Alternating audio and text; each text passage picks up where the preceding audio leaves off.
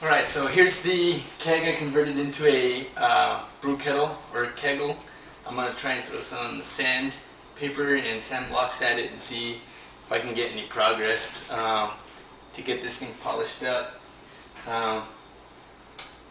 A mirror finish would be nice. I'd like to get as close as I can to it, but I'm not going to put any money into it. I'm just going to use what I have at home, so we'll see how it goes. This is a 60 grit drywall sanding block. These are a little bit cheaper than a traditional sanding block, 60 grit still. We'll see what it does. Try to knock down some of the big stuff, sticker residue, things like that.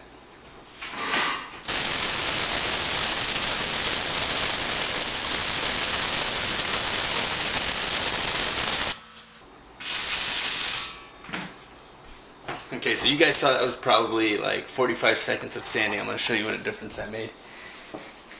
This is the area where I was sanding. You can see some swirl marks on there, but it's definitely giving it some shine. Up here, no sanding has been done. Completely dull, full of residue. So, I'll keep at that and see how it goes.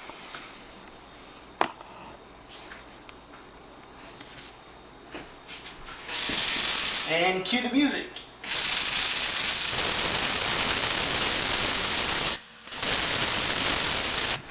Alright, so that was a pain in the ass. Here's some 60 grit on a Ryobi sander. See if I can make some better progress with that.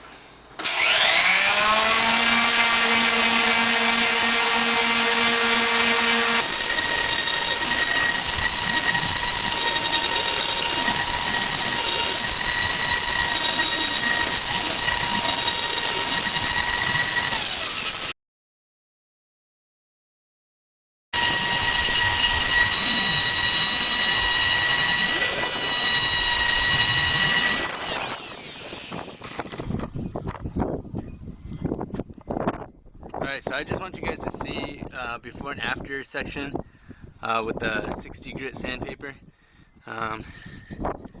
This is what I've been doing. But obviously, you guys didn't get a close-up, so here's this spot. I'll do probably a 6x6 section and then give you guys another close-up after a couple minutes of 60 grit.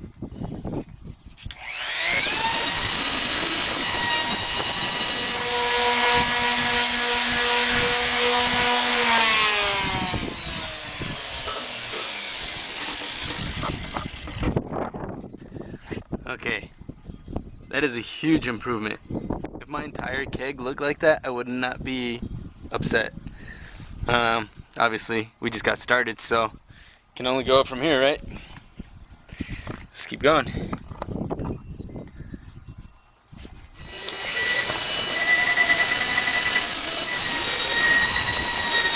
Alright, so it got dark on me. It's a Wednesday night, so I'm gonna call it there. Spend some time with the family, but this is what it looks like. This is once over with 60 grit sandpaper. Here's a close-up. Really cleaned it up. You can see some buff marks in there. Honestly, I could leave it like this and be happy with it. Not really trying to have a showpiece, but we'll see where it goes from here. I've never done any sort of polishing. This is stainless steel, so I'm excited to see what it looks like. I'm just going to keep going until I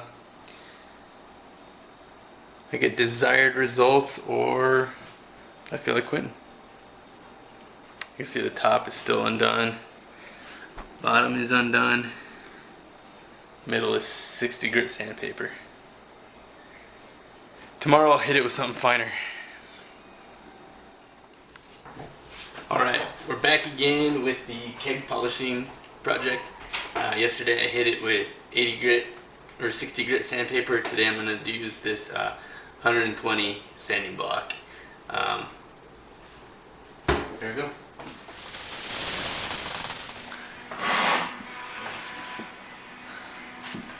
Alright, so I think the camera's picking this up. You can see all these swirl marks that the 60 grit sanding left in the metal. this finer grit is doing a good job of blending those all away. Alright, so right now I'm going back over the top row, back with the 80 grit, 60 grit sandy block. Let me tell you, that's a pain in the ass getting in between those little grooves. But slow and steady progress. A little elbow grease.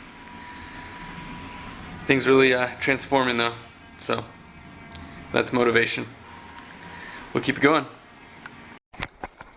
Alright, so just got done hitting that with all the sandpaper and all the sanding. I think I got up to 280 grit. So now I'm gonna come back and use some of this Meguiar's polishing compound. It's what you use to buff out swirl marks on a car. Get this at your local auto parts store. I'm gonna see what that does. Hit it with a buffer and see what kind of results we get with that.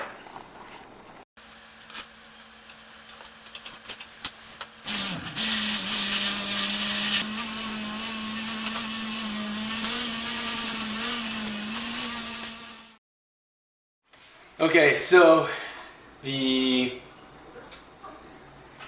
sanding is done. I tried using that orbital buffer that I have for when I detail my truck. That really wasn't working too well. I mean, it was decent, but it was taking a really long time. So I went out and I bought these polishing compounds. I was not able to find them at Lowe's. Checked a bunch of different aisles, had 4 or 5 guys trying to help me find this stuff. They didn't have it, any variation of polishing compound. So I bought this at Home Depot. I think it was like $6. And then I also picked up this arbor adapter. I'm going to see what works best, either the drill or these 4.5-inch polishing pads for the angle grinder. I know this will be a lot higher revolution than the drill would be, obviously. So we're just going to see what kind of results we get with both. I'll start with I'm going to start with this first, because if this works, then I have no real reason to keep this.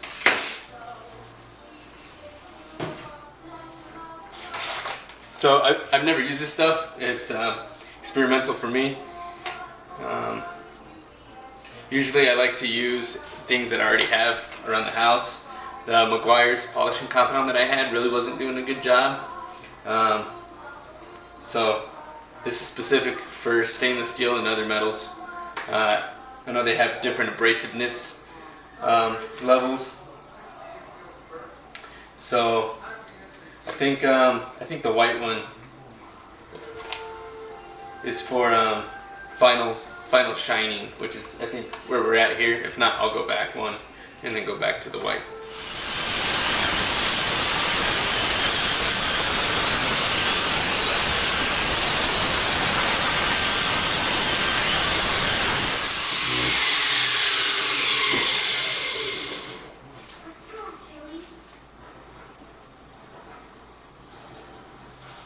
That's a much better result.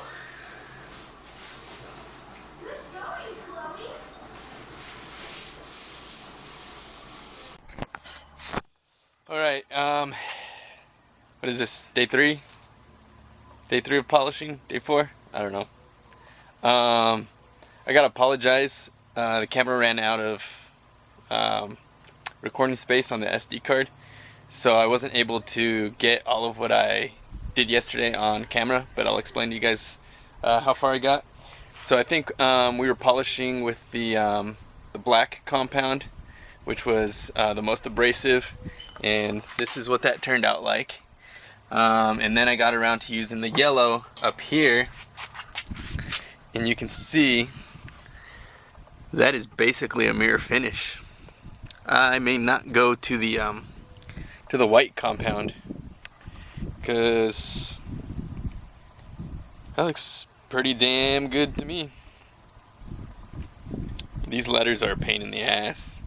I may have to use the Dremel and a smaller buffing wheel to do that, but I'm gonna continue on down here today with the yellow. And SD card is completely clear and my batteries are charged, so let's get it on camera. It's a nice day out today. Rained last night. Finally got some monsoon action, so nice enough to do it outside.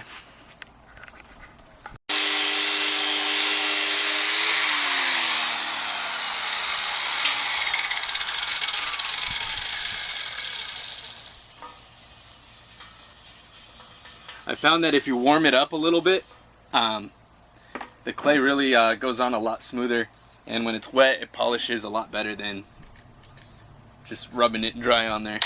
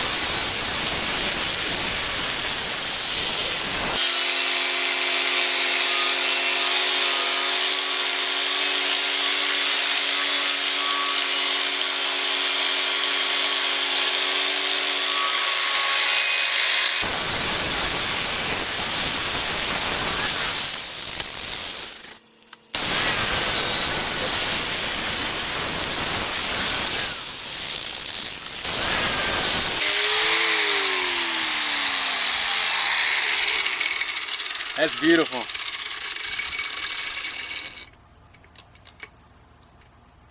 Got this thing from Harbor Freight. I feel bad for it's been through hell.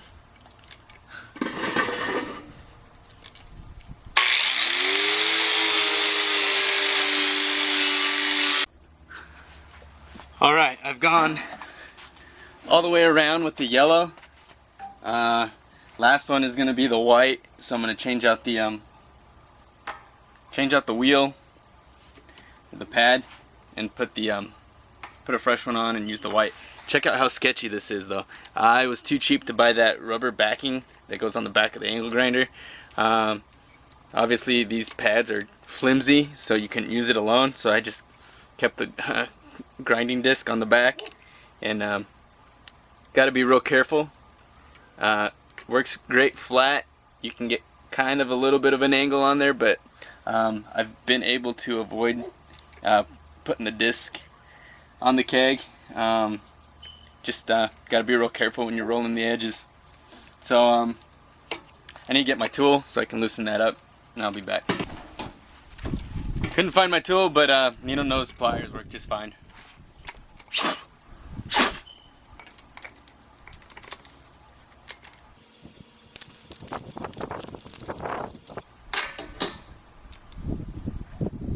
That thing is done.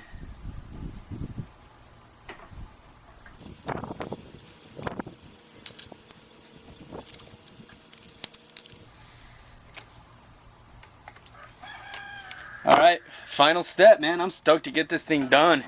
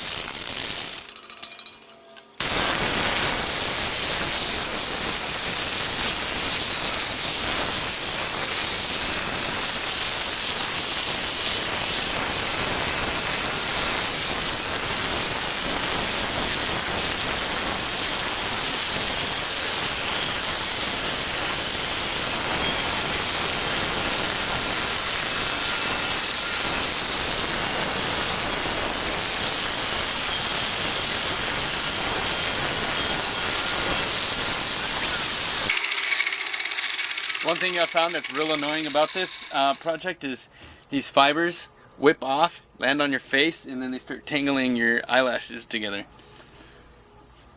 So, safety glasses would probably be a good idea. You know.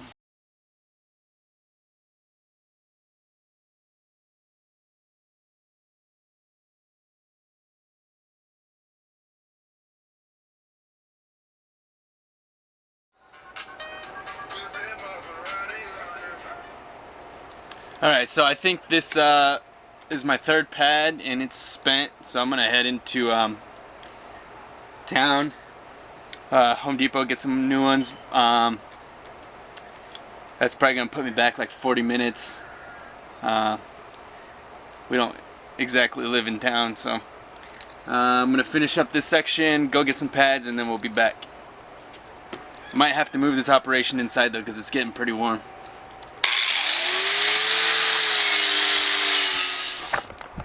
Yeah, definitely time for new pads. I can't get down in this low section right here without risking a scratch. So gonna take a break, probably grab some lunch, come back at you later.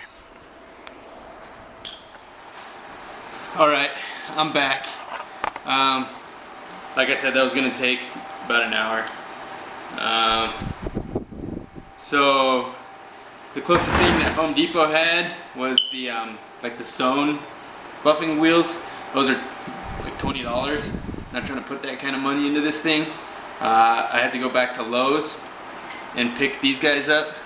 This was $6, and then I also. All right, checking in. Still got the top thin area to do, and the bottom thin area to do and the top thin area to do. I'm just gonna keep going. Pretty much, you've seen enough of what I'm doing. Still doing the white,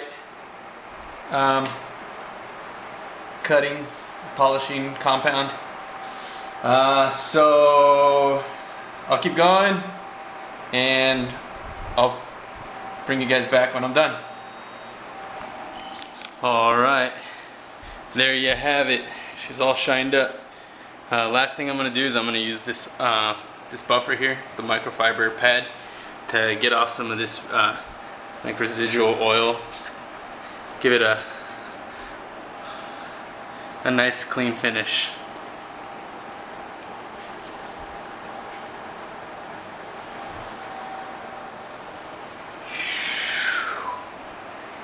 That's what's up.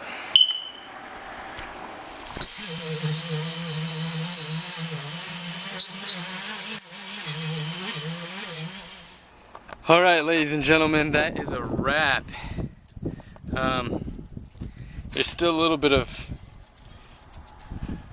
compound in this weld. It is tough as shit to get out. It's just using a microfiber cloth in my hand to get in there as much as I could, but that's just gonna stay in there, man. You don't notice it from back here. Pretty good finish on it. This was real tough too. Had a bunch of compound stuck in there.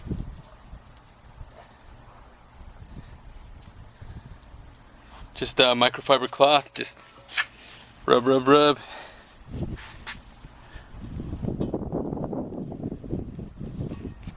Until it comes out. Definitely way better than I had expected. I remember at one point early in the sanding saying that that would have been good enough, but now I'm just real proud of this. Real proud of this piece. I've never done any sort of metal polishing or metal restoration of any sort, so that's pretty cool.